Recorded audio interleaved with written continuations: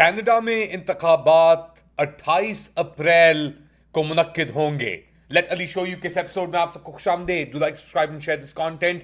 बात शुरू करते हैं। कनाडा में ऐलान कर दिया है पीएम कार्नी ने कि इंतखाबात, तो बेसिकली उन्होंने रिक्वेस्ट की थी गवर्नर जनरल से इंतखाबात बुलाने की, और अब वो इंतखाबात बुला लिए गए हैं। 28 अप्रैल की तारीख दी जा रही है कनाडा में इंतखाबात के लिए। सरे फहरिस्त सबसे प्राइमरी जो इशू है इस वक्त कनाडा के लिए वो है ट्रेड वॉर जो अमेरिका के साथ चल रही है। डोनाल्ड ट्रंप की धमकियां कि कनाडा को 51st स्टेट अमेरिका का सूबा एक तरीके से बनाने की, वो अब प्राइमरी इशू बन के सामने आ गया है। वो और ट्रेड वॉर, इकोनॉमिक सर्वाइवल और अपनी सॉवरन सर्वाइवल ट्रंप के खिलाफ। और इसीलिए शायद हम देख रहे हैं कि लिबरल जो हुकूमत कर चुके हैं पिछले 10 साल से जस्टिन ट्रूडो के साथ, पिछले कुछ हफ्तों से मार्क कार्नी के साथ, उन्होंने इसको अपना एक सेंट्रल पिच बना लिया है। और दूसरी जानब जो कंजर्वेटिव, जो कुछ चंद माह पहले ही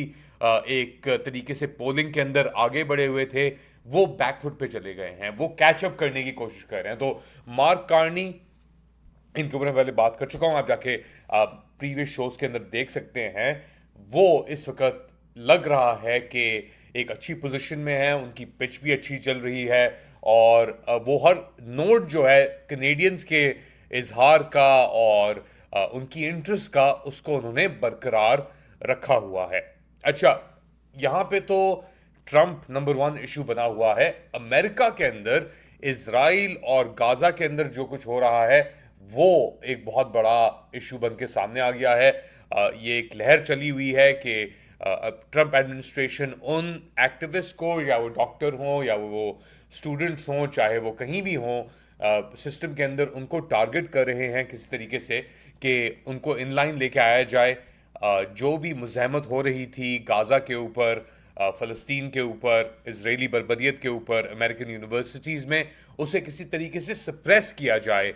इन ख्वाहिशात को, इन प्रोटेस्ट डेमोन्स्ट्रेशंस को। तो इसीलिए फोकस जो है अब अमेरिका का एक तरीके से अपने आप को डिसंगेज करने का है एक हद तक। और एक्चुअली इस हफ्ते हम एक और बहुत बड़ी चीज़ देखेंगे जो अमेरिका से रिलेटेड है, और वो है पुतिन और ट्रंप की जो भी हाल ही में बात हुई है उसके बाद जो नताइज आने हैं उसके। क्योंकि एक पीस डील लग रहा है शायद मुमकिन हो जाए, यहाँ तक कि पुतिन के हमले चले हैं यूक्रेन के ऊपर भी, और यूक्रेन ने कहा है कि ये हम किस तरीके से ऐसी सिचुएशन के अंदर, किसी सीज फायर के अंदर जाएं। तो एक्सपेक्टेड है कि इस हफ्ते, ये आखिरी हफ्ता बेसिकली एक रह गया है मार्च का, और अब हमारी तवक्कुआत भी हैं इस हफ्ते के अंदर कि यूक्रेन एक तरफ, इसराइल और हमास, क्योंकि वहाँ पे भी एक थोड़ी सी टेंशन चल रही है। एक तरफ ट्रंप ने जो इजिप्ट की प्रपोजल थी उसको इनिशियल तौर पे मान लिया था, मगर अब लग रहा है कि उसके ऊपर भी शायद नेतन्याहू ने कोई अपना चमत्कार कर दिया हो, और जो प्रपोजल है वो शायद बैकिंग उसकी ना मिले ट्रंप हुकूमत की तरफ से। अच्छा, इसके ऊपर भी एमराती लॉबिंग चल रही थी ट्रंप एडमिनिस्ट्रेशन की इसको मुस्तरद करने के लिए। अब देखना होगा कि इसके बाद क्या होता है। डेफिनेटली सर फहरिस्त जिस तरह हमने बात शुरू की, कनाडा और पूरी दुनिया में एक रीओरिएंटेशन हो रही है। अमेरिका क्योंकि इतना फार ऑफ जा चुका है, एक सिंगल पॉइंट एजेंडा उसने अपना लिया है। बाकी तरफ उसने कहा कि जी हम डिसंगेज कर रहे हैं। इंटायर इदारे उनके गट हो चुके हैं अमेरिका के अंदर। तो इसके बाद अब जो नई दुनिया सामने शेप अप हो रही है, जहाँ पे हर कोई अपनी इंटरेस्ट, अपने मफाद को बहुत करीब से जांचने की कोशिश कर रहा है। इसके अंदर ईरान भी है, इसके अंदर गल्फ मोनार्कीज़ हैं जिसके अंदर सऊदी अरेबिया है, मुत्तहदा अरब अमीरात है, इसके अंदर इसराइल और उसकी इंटरेस्ट भी हैं, इसके अंदर टर्की और उसकी इंटरेस्ट भी हैं। टर्की के अंदर जो कुछ हो रहा है वो भी इसी पूरी सिचुएशन से कनेक्टेड है। यूरोप के अंदर एक और सेंस आई हुई है। और याद रखें कि जो ब्रिटिश प्रपोजल थी यूक्रेन को लेकर, कि जी हम वहाँ पे सीज फायर को मेंटेन करने के लिए या कोई भी डील को, वहाँ पे हम यूरोपियन और ब्रितानवी अस्करी कुव्वतों को रखेंगे यूक्रेन के अंदर, कि वो देख सकेंगे रशिया यहाँ पे मूव ना कर सके।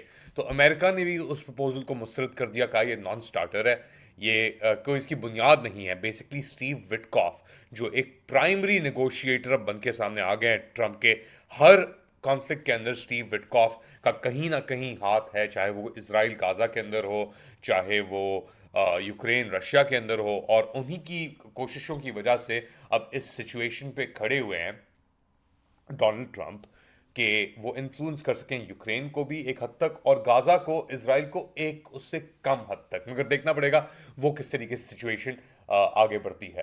अब बुनियादी तौर पे जो इजिप्शियन प्रपोजल है उसके अंदर कहा है, ट्रंप ने कहा कि मैं मानता हूं, मुझे एक्सेप्टेड है, मगर दो दो चीज़ें हैं जो मुझे मंजूर नहीं है, कि सीज फायर के बाद डे आफ्टर हमास गाजा में उनका कोई भी लीडर नहीं रहेगा।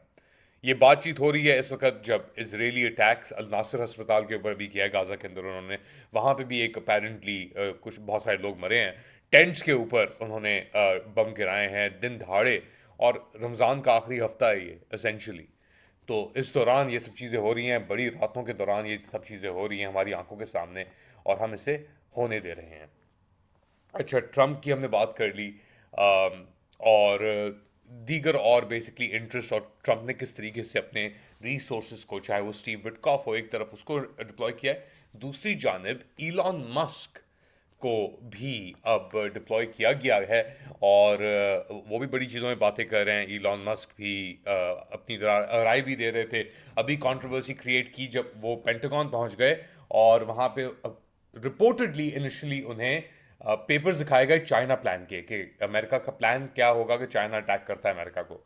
तो उसके बाद वजाहत की ट्रंप ने खुद ही आके कि जी ऐसा कुछ नहीं हुआ, उसको कोई प्लान नहीं दिखाया गया। खैर, अब वो बात हो रही है चाइना से फोकस हटके इंडिया के ऊपर, और इंडिया के ऊपर एक तरफ तो ईलॉन मस्क और नरेंद्र मोदी बड़े अच्छे बज़ाहिर तौर पे दोस्त भी हैं, बातचीत भी होती है उनकी, गपशप भी लगती है। इनफैक्ट जब वो आए हुए थे नरेंद्र मोदी फरवरी के महीने में, तो सबसे पहली तस्वीरें और मुलाकात जो हुई थी वो ईलॉन मस्क और नरेंद्र मोदी के दरमियान हुई थी, और उन्होंने एक तोहफा भी दिया था नरेंद्र मोदी को, अपनी फैमिली से भी इंट्रोड्यूस कराया था, जो बच्चे थे उनको लेके, और बच्चों की मेरे हाल से एक तो वालदा उनकी मौजूद थी बच्चों की वहाँ पे। लेकिन ये सब कुछ हो रहा है इस वक्त कि एक्स जो इलॉन मस्क का सोशल मीडिया प्लेटफॉर्म है, उसने हिंदुस्तानी हुकूमत को के ऊपर एक केस कर दिया है, फाइल्ड लॉ सूट अगेंस्ट हिंदुस्तानी गवर्नमेंट, और उसके अंदर ये लेज कर रहे हैं कि न्यू दिल्ली एक्स प्लेटफॉर्म के ऊपर कंटेंट को अनलॉफुली सेंसर कर रहा है, यानी कि वीडियोस हो गई या कुछ और हो गया, वो बेसिकली डाल रहे हैं उसके ऊपर रेड फ्लैग्स, और एक्स को फोर्स करें कि हटा दे। अब बेसिकली इस लॉ तूत के तहत ये काउंटर करने की कोशिश है, और ये ऐसे वक्त पे हो रहा है कि जब इलॉन मस्क की टेस्ला पूरी दुनिया में वेस्ट के अंदर पिट रही है, तो वो कोशिश कर रहा है इलॉन मस्क के इंडिया के अंदर किसी तरीके से टेस्ला को घुसाया जाए, स्टारलिंक की सर्विसेज को भी एक्टिवेट किया जाए। तो ये एक प्लॉय भी हो सकता है, अटेंशन सीकिंग भी हो सकता है कि यार देखो हम ये कर रहे हैं तो तुम्हें वो करना होगा।